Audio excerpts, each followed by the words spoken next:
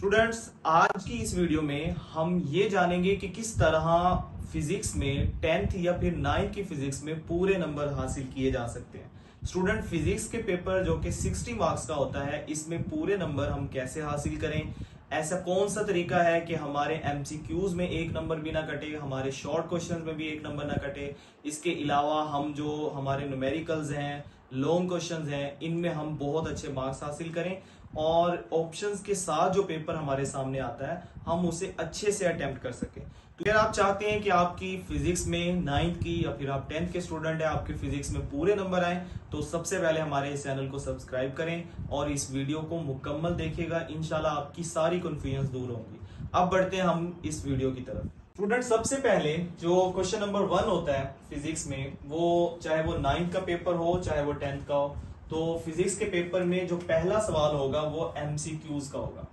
अब एमसीक्यूज में सबसे मुश्किल काम होता है पूरे नंबर लेना, क्योंकि कोई ना कोई एक सवाल, कोई ना कोई एक ऐसा एमसीक्यूज होता है जिसमें कंफ्यूजन होती है।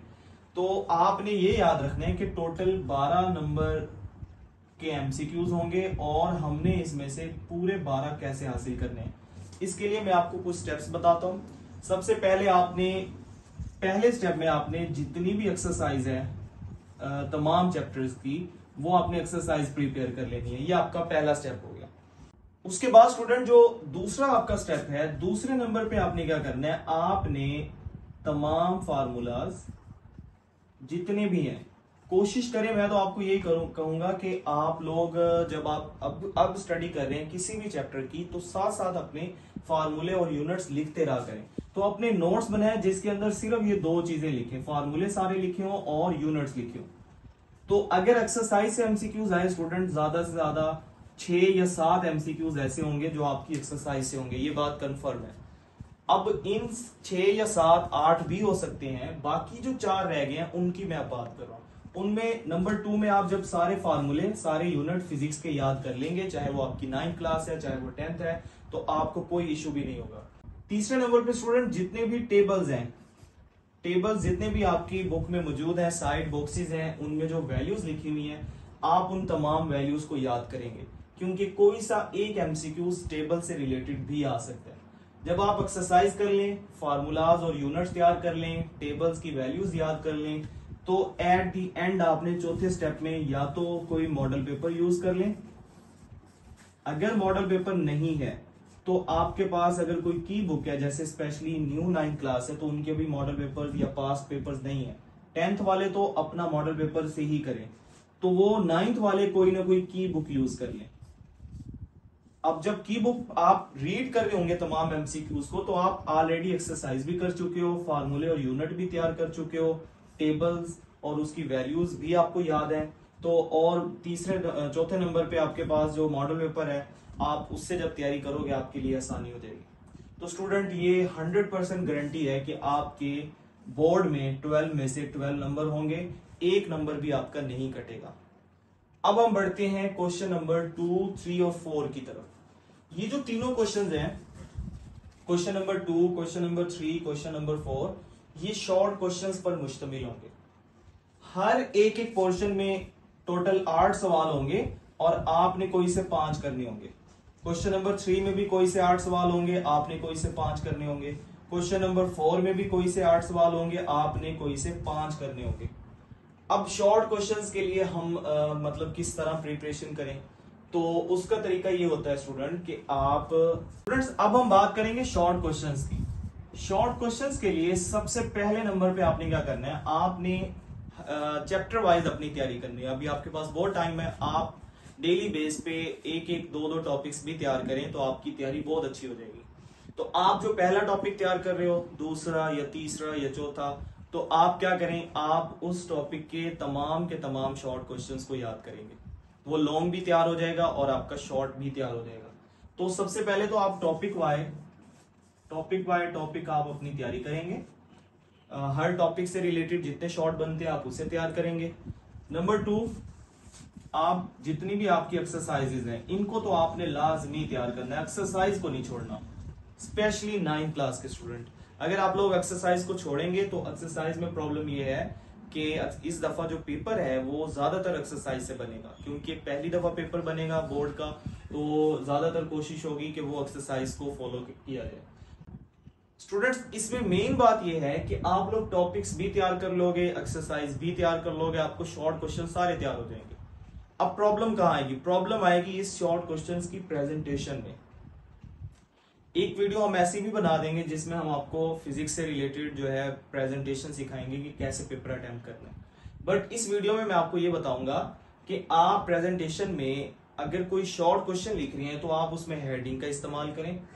हेडिंग के फौरी बाद अगर उसको कोई फार्मूला, कोई यूनिट, कोई डायग्राम है तो वो आपने लाजमी बनानी है, जिससे जो भी चेकर है उसके लिए आसानी होगी और वो आप तैयार कर लोगे, एक्सरसाइज भी तैयार कर लोगे, आपको शॉर्ट क्वेश्चन सारे तैयार हो जाएंगे। अब प्रॉब्लम कहाँ आएगी? प्रॉब्लम आएगी इस शॉर्ट क्वेश्चंस की प्रेजेंटेशन में। एक वीडियो हम ऐसी भी बना देंगे जिसमें हम आपको फिजिक्स से रिलेटेड जो है प्रेजेंटेशन सिखाएंगे कि कैसे पेपर अटेम्प्ट करना है। बट इस वीडियो में मैं आपको ये बताऊंगा कि आप प्रेजेंटेशन में अगर कोई शॉर्ट क्वेश्चन लिख रही हैं तो आप उसमें हेडिंग का इस्तेमाल करें। हेडिंग के फौरी बाद अगर उसको कोई फार्मूला, कोई यूनिट, कोई डायग्राम है तो वो आपने लाजमी बनानी है, जिससे जो भी चेकर है उसके लिए आसानी होगी और वो आपको पूरे नंबर देगा, आपका एक नंबर भी नहीं कटेगा। आप शॉर्ट क्वेश्चन में डायग्राम प्लस फार्मूला, अगर किसी का है यूनिट, और प्लस हेडिंग्स, आपने हेडिंग्स लाजमी बनानी है। मतलब फार्मूले की हेडिंग अलग से, यूनिट की हेडिंग अलग से, कोई डिफरेंस बिटवीन है उसको लाइन लगा के लिखें। तो आप जितना भी आपने मटेरियल याद किया होगा, जब आप उसको डिलीवर अच्छा करोगे तो आपका एक नंबर भी नहीं कटेगा। तो ये जो क्वेश्चन नंबर इसमें 2 होगा, 8 में से 5 करने हैं, वो 5 अटेम्प्ट करो जो आपको अच्छे से आते हैं, जिसमें कोई डायग्राम है, फार्मूला, यूनिट है। इससे ये फायदा होता है कि अगर आपकी कोई मिस्टेक आ जाती है, कोई एक लफ्ज गलत हो जाता है, तो वो आपकी मिस्टेक ज्यादा काउंट नहीं होगी, वो फार्मूले और यूनिट और डायग्राम के बेस पे आपको पूरे नंबर मिल जाएंगे। इसलिए वो 5 शॉर्ट क्वेश्चन अटेम्प्ट करो जिसमें कोई डायग्राम, फार्मूला या यूनिट होता है, ठीक है। और उसके अलावा या फिर डायरेक्ट तारीफ है जिसमें पूछी सीधी सीधी तारीफ हुई है, तो फिर आप उसको लिख दो। अगर वो एग्जैक्ट आती है उसमें कोई मिस्टेक के चांस नहीं है।